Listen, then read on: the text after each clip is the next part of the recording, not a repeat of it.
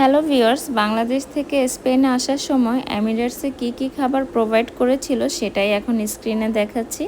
এটা বেবির খাবার ছিল, পাস্তা দিয়ে চিংড়ি মাছ, একটা ডেজার্ট, বন, তারপর রিফিল জুস, এমনে জুস, অনেক ধরনের খাবারই ছিল। আর এটা ছিল আমার মেনু, একটা ভেজিটেবল, মালাই চপ, মিষ্টি, বন, বাটার, এবং সাথে ছিল টেস্টি জিরা পোলাও ও বাটার চিকেন। আর সাথে আরেকটা মেনু ছিল কাচ্চির সাথে জুস ছিল। আমারটার সাথে সব কিছুই মিল ছিল। আর ট্রানজিটের পরে স্পেনে আসার সময় এটা সকালের ব্রেকফাস্ট ছিল।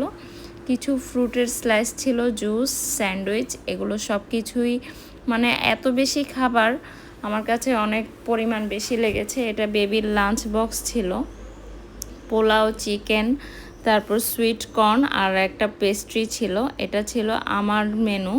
একটা মিষ্টি ছিল, সালাদ ছিল, পাস্তা চিকেন দিয়ে, আর আরেকটা মেনু ছিল ম্যাশ পটেটো, খাসি, সব কিছুই